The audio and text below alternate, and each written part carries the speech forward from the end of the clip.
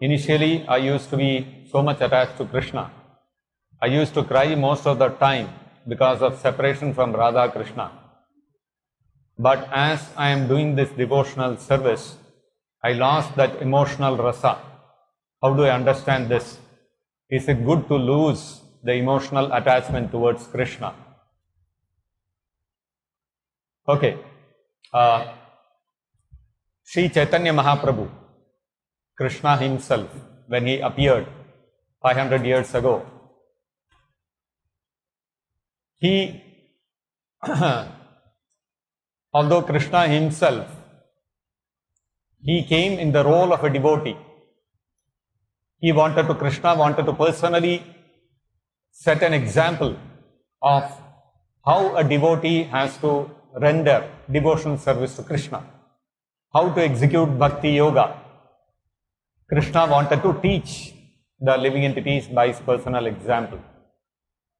Just like when we go to school, the teacher will take a chalk and write on the board, write A like this, B like this.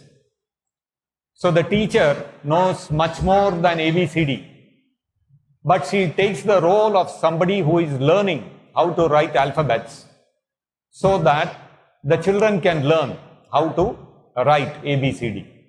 So in a similar way, Krishna explained in the Bhagavad Gita that rendering Bhakti Yoga is the topmost yoga system. In the 6th chapter of the Bhagavad Gita, Krishna said, Yoginam api sarvesham madgatena antaratmana śraddhāvān yo bhajate mam same yukta tamo mataha. One who renders Bhakti Yoga, bhajate mam, yoginam api sarvesham, amongst all the yogis, he is the topmost. So Krishna is established in the Bhagavad Gita that Bhakti Yoga is the topmost yoga system. But now, how to execute that Bhakti Yoga? So, to teach that, Krishna came down as Chaitanya Mahaprabhu, and by his personal example, he taught how to execute Bhakti Yoga. So, Chaitanya Mahaprabhu,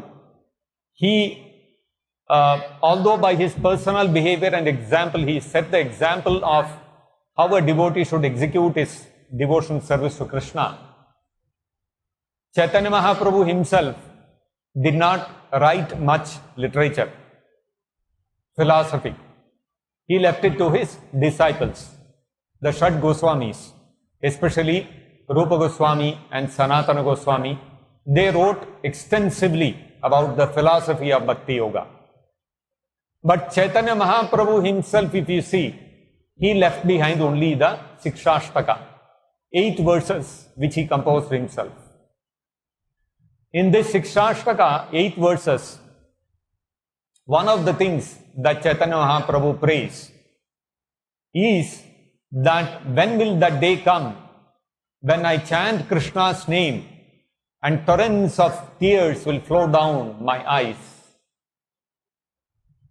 And when I chant Krishna's name, my whole body will tremble out of great ecstasy. So this is what Chaitanya Mahaprabhu wrote. This is the aspiration that every Bhakti Yogi should have. When I chant Krishna's holy name, when I chant Hare Krishna Mahamantra, tears should flow from my eyes, my voice should get choked up, my body, my hands, legs should all be trembling in great ecstasy. That's the aspiration of every practitioner of Bhakti Yoga. So, naturally, the devotee who has written here, when in the beginning, when he started Krishna consciousness, when he started chanting, he used to cry out of separation from Radha-Krishna. But slowly, that emotion has disappeared. What went wrong? Looks like I was better off before I started chanting Hare Krishna. Well, fact is, those feelings of separation from Radha and Krishna, by which when we chant Hare Krishna, our throat will get choked up, tears will flow from our eyes, and these kind of emotions, these kind of bhava, which come in our heart, are on the transcendental platform. They are not on the material platform. As long as in our heart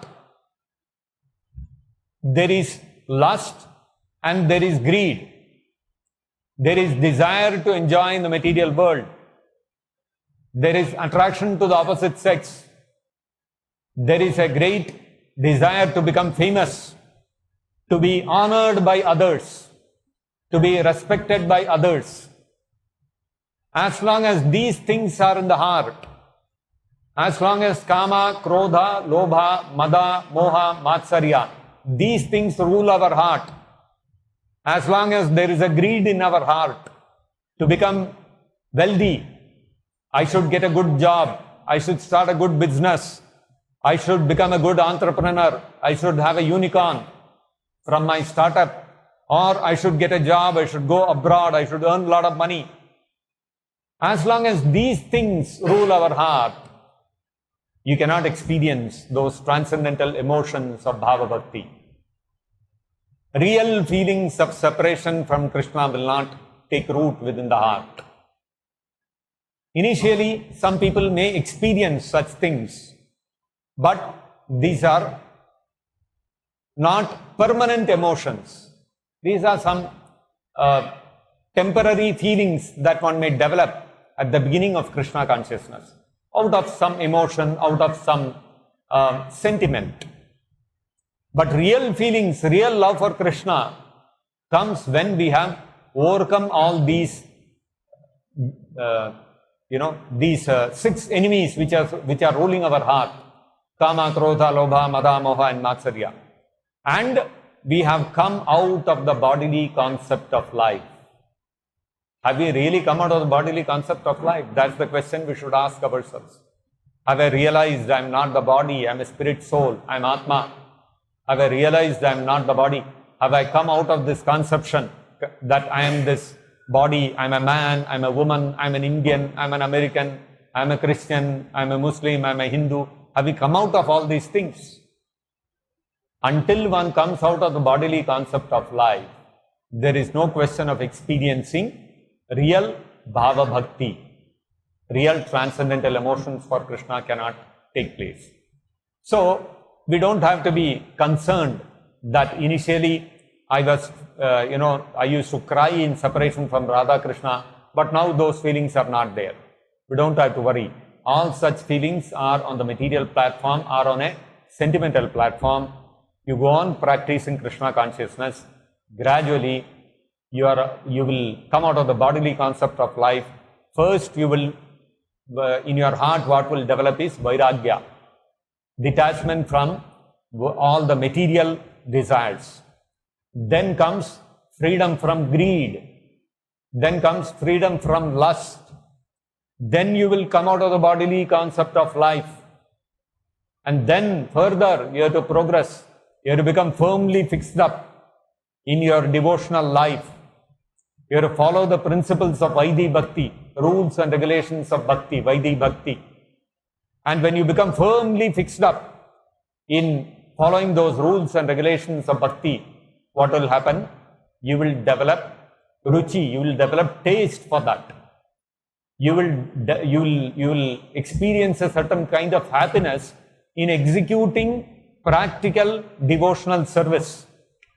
If I have to wipe the floor of the temple hall, I have to sweep the temple hall, I have to render some practical devotional service like this, I will develop a taste for it. It will become greatly pleasurable for me. Nobody has to tell me as a rule, you have to follow the 4 regulative principles, you have to fast on Ekadashi, you have to fast on Janmashtami. You will be waiting for that opportunity. So, you have to come to that point of taste. And when further you develop that taste, then slowly it will transform into bhava bhakti. Real transcendental emotions, those feelings of separation from Radha and Krishna will start manifesting. And when that happens, pravrishayitam chunyayitam jagat sarvam govinda virhena me chakshusha pravrishayitam. Whenever we chant Krishna's name, torrents of tears will flow down our eyes like it's pouring rain.